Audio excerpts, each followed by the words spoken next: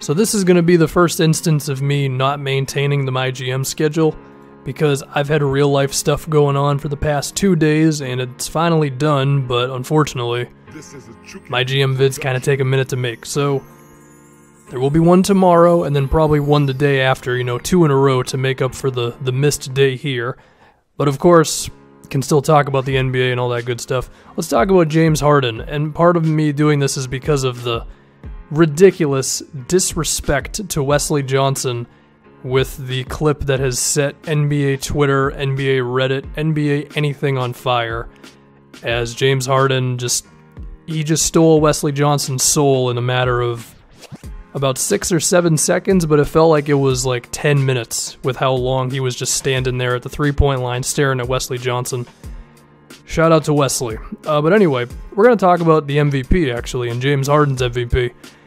Is it a lock? Is there just no way at all that James Harden does not win the MVP, barring an insane collapse or an injury from him? I think there's a decent chance he's got it locked up. However, I do think there are a couple of names who could get themselves into the conversation. I mean, in terms of just wins and losses, you look at Kevin Durant and Steph Curry, and the one benefit that those two have is the Warriors could just go on like a 15-game winning streak out of nowhere. Now, is that actually going to happen?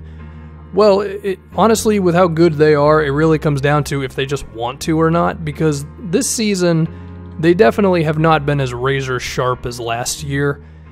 I mean, they're the 10th best defensive team in the league this season, where they've been like top 3 for a while. Let me fact check before I sound like an idiot. They were number 2 last year, and I'm too lazy to check before last season. But this season, they've just had a few more games here and there where, as Steph Curry put it, they're doing enough to win, but they're not playing up to the best of their abilities. A step slow on defense. It doesn't help them that Andre Iguodala's outside shot has fallen off a cliff and other things. Whatever. I don't want to digress too much from the MVP. But they've won 4 in a row. Their next game is at Atlanta. You have to assume as long as they care somewhat they can win. Then they have the Nets. Then they have the Spurs. Might have Kawhi, might not have Kawhi. At Minnesota with Jimmy Butler probably not playing. Then they're facing the Lakers. I mean, the Warriors could go on a pretty big run here, and then it becomes, do Curry or Durant just like go absolutely nuts throughout the rest of this season? I mean, Steph Curry is not that far away from a 50-40-90 season right now. He's basically at it with his field goal percentage just being a little down.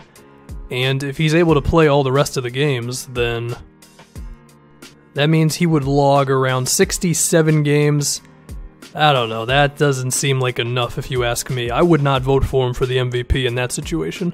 Now, Kevin Durant, if he was able to put in 74 games, I think that can be fair for an MVP. But at the same time, like, Durant would really have to go nuts here. He would have to average, 32 points, 6.5 assists, and 8 rebounds a game, while maintaining his also 50-40, nearly 90 season. Then maybe we're having a conversation with him and James Harden. But even then, as long as Harden just keeps maintaining what he's doing, or even just because he has the top half of the season under his belt already, then I do think he could even be okay with a little teeny bit of a drop-off, and he could still win the thing. Should be said, Harden has played 54 games, whereas Durant has played 54 as well. So in terms of games played, if Durant and Harden go the rest of the way, I don't think neither one of them is going to lose because of games played, essentially. But I think Durant or Curry would probably have the best chance. Not that those two are necessarily going to play the best throughout this second half of the season. I mean, there are other guys who are currently going nuts right now, one of them being Anthony Davis.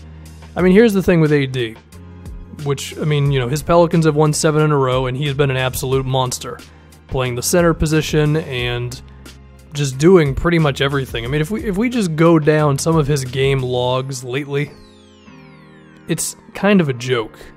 Of course, there was the game against Phoenix, where he put up a hot 53 and 18 on 5 blocks. We got a 45 and 17 game with 5 blocks and 5 steals against the Heat. He had a 42-15 game against the Lakers, 44-17 with 6 steals and 3 blocks against the Nets. Granted, not all these teams are like the best teams in the league or anything. He also had a 43-10 game against the Thunder. Anthony Davis is losing his freaking mind right now. Doing it any which way you ask him. He'll grab the rebound and then go up floor himself, and then his mid-range game is just so comfortable. His face-up game, he has actual post moves where I think a couple years ago you could have said he's still kind of got to work on that stuff. And even then, I don't think he's hit his ceiling as a post player, but he's making it work. And then all the transition stuff. I mean, sometimes he'll just outrun everybody, and that can be his points. He also just grabs a lot of offensive rebounds. I mean, okay, if Anthony Davis is able to continue this monstrous run, and hopefully he doesn't get injured, because, I mean, we've seen what happens with him when he plays center, and he's playing a lot of minutes for the Pelicans right now. I mean, I hope that they don't sacrifice some of his future for the sake of what they got going on right now, because he is still 24.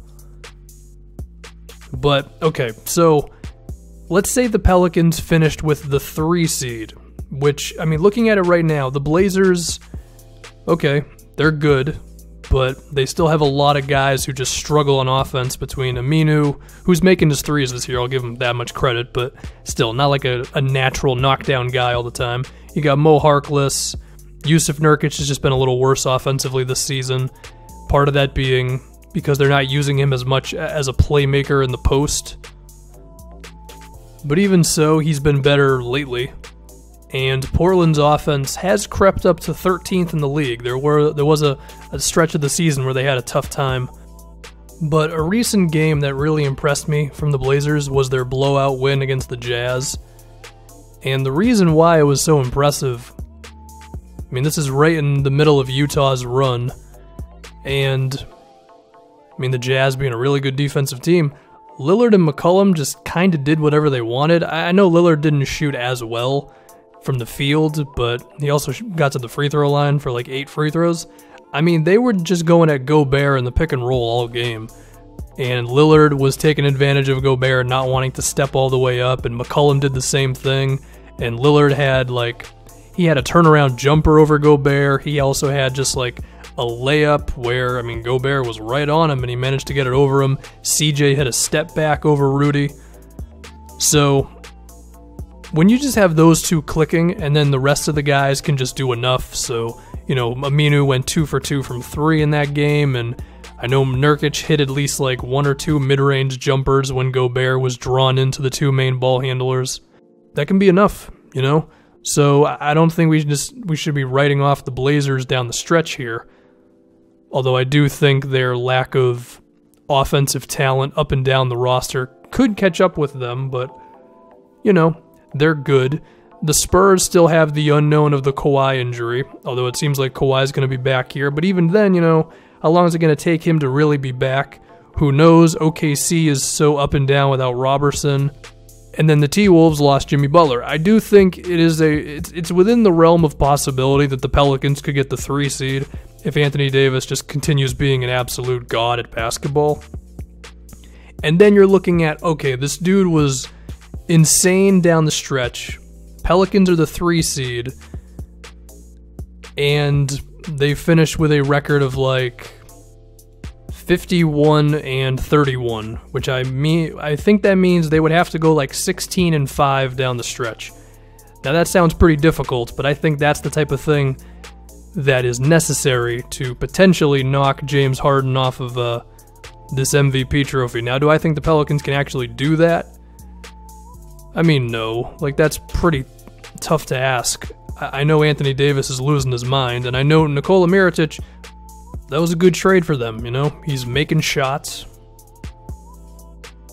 Actually, that's kind of a lie. He's shooting 28% from 3 and 40% from the field.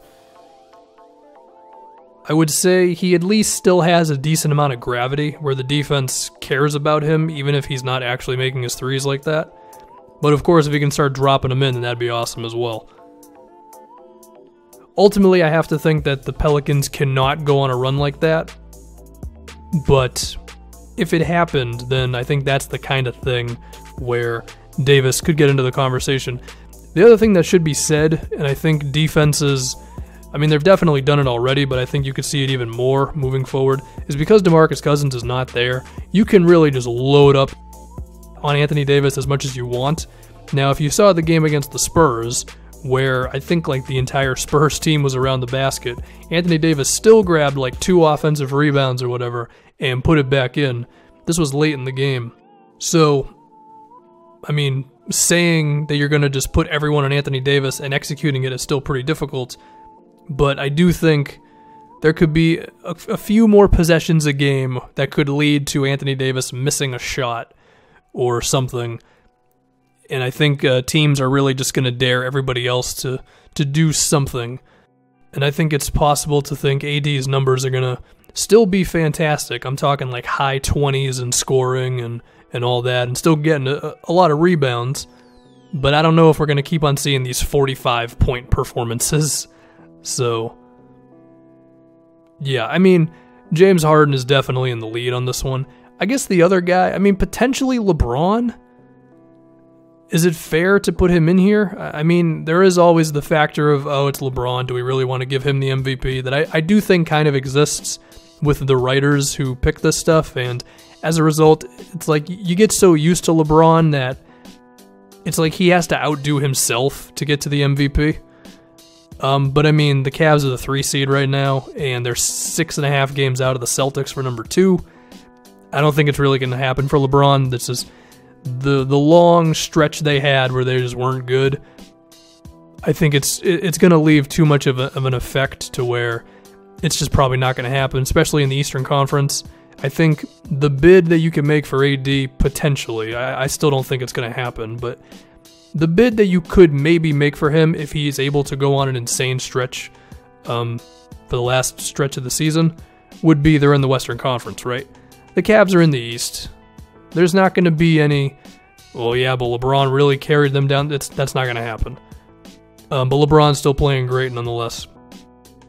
Yeah, ultimately, I still have to pick James Harden. I think he's got this MVP all but locked up unless he sees a bit of a dip and then either Steph Curry or Kevin Durant, probably Kevin Durant, just goes nuts down the stretch. And the Warriors finish ahead of the Rockets in the standings, and they go on a long streak. But I think at this point, it's safe to say Houston has all the capabilities in the world, just like the Warriors do, to just win like 18 of 20 games. I mean, they've won 13 in a row right now. So, yeah. I think Harden's got it almost locked up, but I think there's a little bit of wiggle room for other guys. But ultimately, I'm picking James Harden. Fear the beard. And fear Wesley Johnson's mental state. He's probably totally fine. And given that he's a little older, he probably thinks all of this is funny. But anyway, that's going to do it for this. Once again, my GMs will be back tomorrow. And,